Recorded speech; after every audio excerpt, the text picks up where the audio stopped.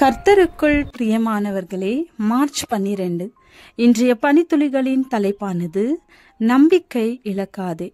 வசனம் எரேமியா 29வது அதிகாரம் 11வது வசனம்.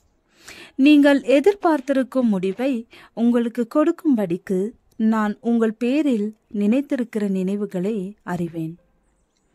தாமஸ் ஆல்வா எடிசனின் ஆய்வுக் கூட்டம் 1914 ஆண்டில் ஒரு பெரும் தீ விபத்திற்குள்ளானது.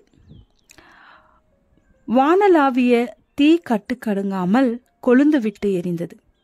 அவருடைய கண்டுபிடிப்பின் மூலக்கூறுகள் எரிந்து கொண்டிருந்தது. அந்த நேரத்தில் எடிசன் தன் மகனை பார்த்து, உன் அம்மா தன்னுடைய வாழ்நாளில் இத்தனை அழகான தீயை கட்டிருக்க மாட்டாள், உடனே சென்று அவளை அழைத்து வா என்று மிக சாதாரணமாக கூறினார். மனைவியும் ஓடி வந்து எரிகின்ற தீயை பார்த்து அழுது புலம்ப ஆரம்பித்தாள். $20 லட்சம் மதிப்புள்ள இயந்திரங்கள் அனைத்தும் எரிந்து சாம்பலாய் போனதே, இனி என்ன செய்ய போகிறீர்கள் என கதறினாள். கொஞ்சமும் பதற்றப்படாமல் எடிசன் சொன்ன பதில், இந்த தீயில் நம்முடைய தவறுகளும் பொசுங்கி சாம்பலானது. அதற்காக நாம் கர்த்தருக்கு நன்றி சொல்ல வேண்டும். இனி நாம் முதலிலிருந்தே நம்முடைய பணியை தொடருவோம். நீங்கள் ஒன்றுக்கும் கவலைப்படாமல் எல்லாவற்றையும் குறித்து உங்கள் விண்ணப்பங்களை ஸ்தோத்திரத்தோடு கூடிய ஜெபத்தினாலும் வேண்டுதலினாலும் தெரியப்படுத்துங்கள்.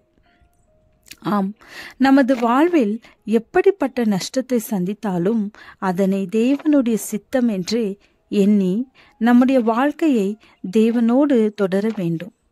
ஏனெனில் நம்முடைய எதிர்கால வாழ்க்கையில் முடிவை தேவன் நமக்கு நன்மையாகவே மாற்றுவார் என்கிற நம்பிக்கையை நாம் ஒருபோதும் துவள விட்டுவிடக்கூடாது.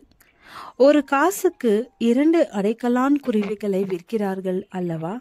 ஆயினும் உங்கள் பிதாவின் சித்தமில்லாமல் அவைகளில் ஒன்றாகிலும் தரையிலே விழாது. இயேசு கிறிஸ்துவின் காலத்தில் 18 வருடங்களாக பலவீனப்படுத்தும் ஆவியை கொண்ட ஒரு ஸ்திரீ சற்றும் மனம் தளராமல் தவறாத ஆலயத்திற்கு வந்து கொண்டிருந்தாள். தனக்கு தேவன் எப்படியும் விடுதலை தருவார் என்கிற நம்பிக்கை அவளுக்கு இருந்தது. ஜெப ஆலயத்தில் போதகம் பண்ணி கொண்டிருந்த இயேசு இந்த மகளை பார்த்தார். அவளது நம்பிக்கையை உணர்ந்தார். இயேசு அவளை கண்டு தம்மிடத்தில் அழைத்து, ஸ்திரீயை, உன் பலவீனத்தினின்று விடுதலையாக்கப்பட்டாய் என்று சொல்லி அவள் மேல் தமது கைகளை வைத்தார். உடனே அவள் நிமிர்ந்து தேவனை மகிமைப்படுத்தினாள். அந்த ஸ்திரீயின் நம்பிக்கை வீண் போகவில்லை.